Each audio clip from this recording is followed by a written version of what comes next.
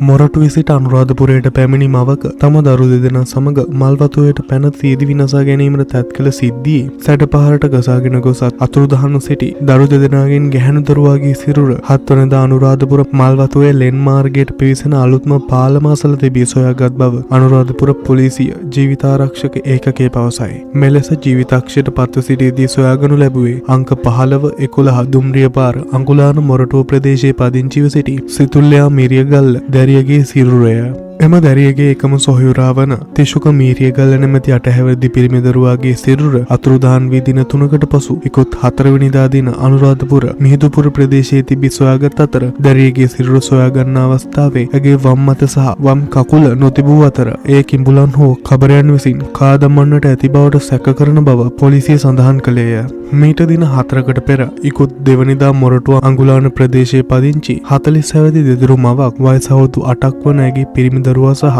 වයස අවුරුදු 4මාරක ගෑනු දරුවා සමග අනුරාධපුරයට පැමිණ අනුරාධපුර බණ්ඩාරනායක මාවතේ පිහිටි මිහිඳුපුර පාලම අසලින් මල්වතුවට පැන තිබුණි. එදින උදෑසන මිහිඳුපුර ප්‍රදේශයේ තරුණයෙකු මාර්ගයේ ගමන් ගන්න අවස්ථාවේදී මල්වතුවේ ජල පහරට හසු වී අකුලක සිරව සිටියේදී බේරා ගන්නා ලෙස උදව් ඉල්ලා සිටි කාන්තාවක් දැක ප්‍රදේශවාසීන් එක්ව ඈව ජලයෙන් ගොඩගෙන තිබූ බවත් එම කාන්තාව මෙම දරු දෙදෙනාගේ මව බවට පසුව හඳුනාගත් බවත් පොලිසිය සඳහන් කරයි. ඉන් අනතුරුව මෙම කාන්තාව අනුරාධපුර ශික්ෂණ රෝහලට ඇතුළත් කිරීමෙන් අනතුරුව පොලිසිය මගින් අත්අඩංගුවටගෙන තිබේ. ඉකුත් පළවෙනි දින වයස අවුරුදු 8 වන පුතා සහ වයස අවුරුදු 4මාරක් වන දියණියත් රැගෙන නිවසින් පිටව ගොස් ඇති බවත් ඇයගේ ස්වාමි පුරුෂයා විදේශගත වීමෙන් පසු මොවුන් දෙදෙනා අතර ආරවුලක් ඇති වී බවත් පියා විසින් පොලිසියට පවසා තිබේ. පසුගිය දිනවල දැඩි වර්ෂාව හේතුවෙන් මල්වතුවේ ගලාගේ ජලපහර වේගවත් වීමත් යොරු දෙපස කිඹුලන් ගැවසීමත් හේතුවෙන් මෙහෙවීම් කටයුතු දුෂ්කර වූ අතර දින 6ක් තිස්සේ පොලිස් ජීවිතාරක්ෂක ඒකකය